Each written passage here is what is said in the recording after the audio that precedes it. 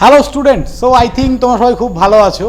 তো আবারও একজন আমাদের সাকসেসফুল স্টুডেন্টকে নিয়ে আমরা চলে এসেছি, অভিক মল্লিক, GMR 13। তো আমি অভিককে ডেকে নেবো। অভিক এসো। আর তার সঙ্গে আমাদের সবার প্রিয় প্রীতম স্যারকে তো ডাকতেই হবে, স্যার ছাড়া হবেই না এটা। স্যার আপনি আপনাকে বলুন। তো সবার প্রথমে আবারও ইজি টু লার্নিংয়ে যারা ভিডিও দেখছো তাদেরকে ওয়েলকাম। যারা প্রথম এই চ্যানেলে অবশ্যই চ্যানেলটাকে সাবস্ক্রাইব আর অবশ্যই কমেন্ট করে দিও একটা, ঠিক আছে? আর ভালো লাগলে অবশ্যই হার্ট সাইন, যেটা আমার সিগনেচার। আর এখানে আমাদের সাথে অভিক মল্লিক আছে, যে কিনা জিলেটে এবার 13 র্যাঙ্ক করেছে, ঠিক আছে? আর যার মার্কস ছিল হচ্ছে 40.91।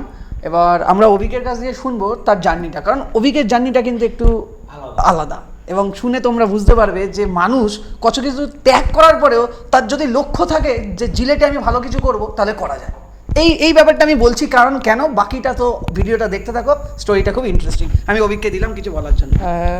আমার নাম অভিক মল্লিক, আমি রামকৃষ্ণ মিশন শিল্পপীঠ থেকে 2025-এ পাস আউট। ইলেকট্রিক্যাল ইঞ্জিনিয়ারিংয়ে ডিপ্লোমা করেছি। আমি তারপর জব করতাম 1 বছরের। আচ্ছা, সেই কোথায় জব? অ্যাটলাস কপকোতে জব করতাম। বলে দিই, এই অ্যাটলাস কপকো মানে যে কোম্পানিটা আছে, এটা ডিপ্লোমাতে সারা ওয়েস্ট বেঙ্গল থেকে শুধুমাত্র 3-4টে স্টুডেন্টকেই সিলেক্ট করে, যেখানে এ হচ্ছে একজন, ঠিক আছে? এত সুন্দর ফিচার্স ছিল, স্যালারি ছিল, অনেক কিছু মানে পেয়ে যেত হয়তো লাইফে, ঠিক আছে?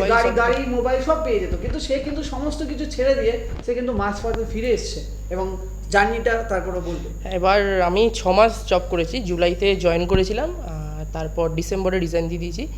এবার আমার মনে হচ্ছিল যে মানে আমি সার্ভিস ইঞ্জিনিয়ারের পোস্টে ছিলাম, এবার আমার একটু সমস্যাই হচ্ছিলো জব করতে ওখানে। তাছাড়া আমার বাড়িতে আমার দাদাও ছিল, যে বিটেক করছিল জলপাইগুড়ি কলেজ থেকে। এবার দাদাও বলছিল যে বিটেক না করে কোনো মানে অপশান নেই কিছু, মানে এখানে কোনো ইমপ্রুভমেন্ট হবে কিন্তু বড্ড স্লো গতিতে হবে। তো আমি ওই জন্য তখনই ডিসাইড করেছিলাম যে তখন নেক্সট ইয়ার জিলেট দিয়ে একবার বেরোতেই হবে। আচ্ছা, নেক্সট ইয়ার জিলেট দিয়ে বেরোতে হবে, এটা যখন ডিসাইড করলে, তো তুমি ইজি টু লার্নিং কি করে জানতে? আমার অ্যাকচুয়ালি একটা বন্ধু ছিল বিশাল নামের, তোমাদের এখানেই পড়তো, আমাদের এখানেই পড়তো, বিশাল মাহাতো। এখন বিশাল জলপাইগুড়ি গভর্নমেন্ট কলেজেরই ইলেকট্রিক্যাল ডিপার্টমেন্টে পড়ছে। আর ওই আমাকে বলেছিল যে তোর গাইডেন্সের দরকার, যখন তুই একবার ইজি টু লার্নিংয়ে কথা বল, ইজি টু লার্নিংয়ে খুব ভালো গাইড করে দেবে, তোর মানে মেন্টরশিপটা খুব ভালো পাবি। এবার আমি তারপরে কথা বললাম দাদাদের সাথে, তারপর এখানে অ্যাডমিশন নিয়েছিলাম। এবার তারপর পড়ার পর তারপরে তো র্যাঙ্ক হলো 13। আচ্ছা, তো আমার এই কথাটা হচ্ছে যে এই যে 6 মাসের যে প্রিপারেশন, তুই অত দূর থেকে এসছিস, তারপর ওখানে থেকে আবার মাইন্ডসেট করে আবারও তোকে এই পড়াতে ফিরতে হয়েছে, তো সেই জায়গাগুলোকে তুই কিভাবে ম্যানেজ করেছিস? তারপর প্রিপারেশন স্টেজে তো আপ ডাউন আসেই, ধর মক টেস্টে প্রথমে নাম্বার আসতো না, ধর এই জায়গাগুলো কিভাবে তুই ম্যানেজ করেছিস এবং আমাদের ইনস্টিটিউট তোকে কিভাবে মেন্টালি সাপোর্ট দিয়েছে, যার জন্যই তোর আশা, সেটা একটু আমাদের। প্রথম আমি গেল বছরে তো জিলেট দিয়েছিলাম, তখন আমার র্যাঙ্ক হয়েছিল 1100। এই 1100 র্যাঙ্ক। আমি এটা বলতে চাই, অনেক জায়গাতে আমি শুনি যে দেখো আগের বছরে এই র্যাঙ্ক হয়েছে, এখন সেই টপ র্যাঙ্কার। তো আমার বক্তব্য হচ্ছে যে র্যাঙ্কটা কোথা থেকে কোথায় নেমে আসছে এটা দেখো। আমি তোমাদেরকে আগেও এক্সাম্পল দেখিয়েছি, ঋতু যার 1200 র্যাঙ্ক থেকে 20 করেছে। আমি আরেকজনেরও এক্সাম্পল দেখিয়েছি যে 3000 4000 র্যাঙ্ক থেকে 55তে নিয়ে এসে 6000 ছিল, 6000 ছিল, রাইট? 6000 থেকে, ঠিক আছে? তো এরকম অনেকেই আছে, মানে যতজন স্টুডেন্ট দেখতে পাচ্ছ তারা কিন্তু এরকম না যে আগে থেকেই তারা মানে একদম 20-30 র্যাঙ্ক করতো, এবার জাস্ট যাবে আর 1-2 নিয়ে চলে আসবে। তো ব্যাপারটা একটু কিন্তু বোঝার জায়গা আছে যে ভেতরে কি আছে না আছে সেইটা একটু ভালো করে তোমরা বোঝো। আমি শুধু এইটুকুনি বলবো। তো অভিক, তুই বল যে এই 1100 র্যাঙ্ক করার পরে তুই চলে গেলি, তো এবার আবারও সেই প্রিপারেশনে স্টার্ট করে সেইখান থেকে নিজেকে মোটিভেট করা এবং কি পড়বো এইটুকুনি কম সময়ের মধ্যে কিভাবে তুই স্ট্র্যাটেজি বানিয়েছিলিস এবং তোকে ইজি টু লার্নিং কিভাবে? হ্যাঁ, ইনিশিয়ালি আমি ভেবেছিলাম, ডিসাইড করেছিলাম যে নিজেই পড়ে পারবো, চাকরি করতে করতে মানে অফ টাইমে পড়বো, কিন্তু পরে দেখলাম একদম ম্যানেজ করা যাচ্ছে না, মানে অসম্ভব হয়ে পড়ছে। এবার যার দরুন আমি ছাড়ারই ডিসিশন নিয়েছিলাম। এবার ডিসেম্বরে ছাড়ার পর এখানে ভর্তি হলাম। প্রথমে ফার্স্ট দিন তো তোমারই ক্লাস ছিল ভিক্টোরিয়ার, আমার মনে আছে, ফার্স্ট দিনের ক্লাস সকালবেলা। এবার অবস্থা দেখে তো আমার রীতিমতো খারাপ হয়ে গেছে, কারণ সবাই যেরকম লেভেলের উত্তর টুত্তর দিচ্ছে, কমিউনিকেট করছে, আমার ভাবলাম যে আমি রীতিমতো সত্যি পিছিয়ে আছি। এবার সেখান থেকে তোমার চ্যাপ্টারগুলো করানোর পর ওখান থেকে শর্ট নোট বানাতাম নিজে, ওখান থেকে শর্ট নোট বানিয়ে তোমার ডিপিপি শেষ করতে পারিনি, বলা ভালো, ওটা চেষ্টা করতাম প্রথম দিকে, কিন্তু শেষ করে উঠতে পারিনি। এবার এরকম করে করে প্রত্যেকটা সাবজেক্টে আলাদা করে নোট বানাতাম নিজে থেকে। আর আমার কাছে আলাদা কটা বইও ছিল ম্যাথসের, তুমি জানো, তুমি বলেছিলে বইগুলো। এবার ওই বইগুলো থেকে মানে চ্যাপ্টারগুলো করার পর সেগুলো থেকে এক্সট্রা করে ওই প্রবলেমগুলো সলভ করতাম। এবার তারপরে PYQ প্র্যাকটিস করতাম অনেক। তো আমার একটা কোশ্চেন হচ্ছে, যখন তুই এই বই সিলেকশন, যে বইয়ের কোন অঙ্ক করব বা কোন যে কোনো আদার সাবজেক্টে, তুই কি এখান থেকে কাউকে পেয়েছিস সাপোর্ট, যে সে তোকে বলে দিয়েছে যে এইগুলো করতে হবে, এইগুলো দাগিয়ে দিয়েছে, মানে তুমি যে কেয়ারটা নিয়ে আছে, তুমি লার্নিং প্রোভাইড করে স্টুডেন্টদের? একদম একদম, তোমাকে আমি বই দিয়ে গেছিলাম, তুমি আমাকে এক সপ্তাহের মধ্যে পুরো সমস্ত অঙ্কগুলো দাগিয়ে দিয়েছিলে, ওগুলোই পড়ে গেছিলাম আমি অনেস্টলি স্পিকিং। এবার ওগুলো থেকে অনেক মানে ইমপ্রুভমেন্ট পেয়েছি, মানে ওই পয়েন্টগুলো এবার ডিটো ওই অঙ্কগুলোতে আসে না, কিন্তু ওই পয়েন্টগুলো থেকে অনেক কিছু এসছে। এবারে আমাদের মক টেস্ট স্টাডি ম্যাটেরিয়াল কি হয়?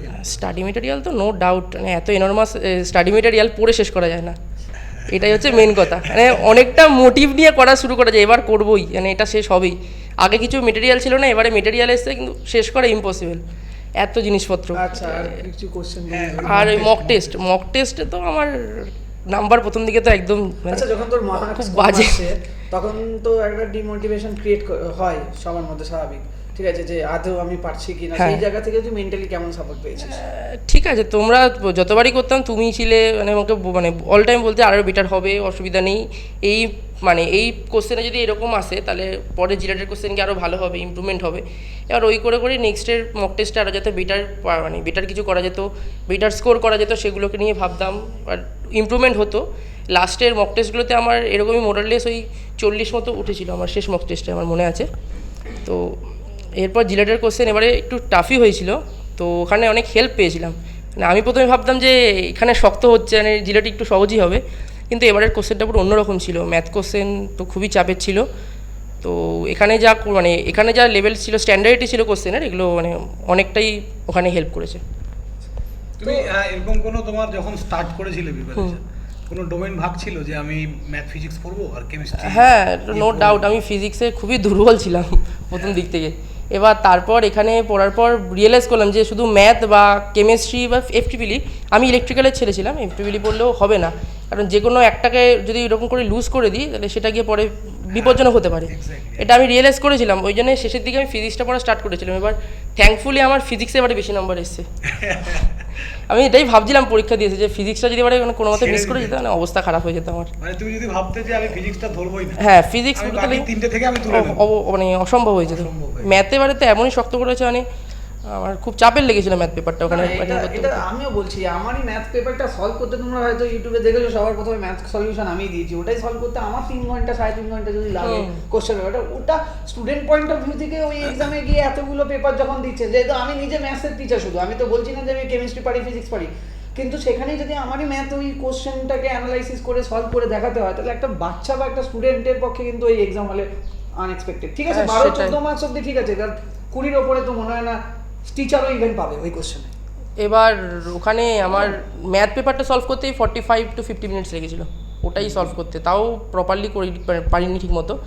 এবার কিন্তু পরে রিয়েলাইজ করলাম ফিজিক্স কেমিস্ট্রিটা বেশি টাইম দেওয়া যেত, আর চাপ খেয়ে গেছিলাম মানে পেপারটা ওরকম চাপের দেখে।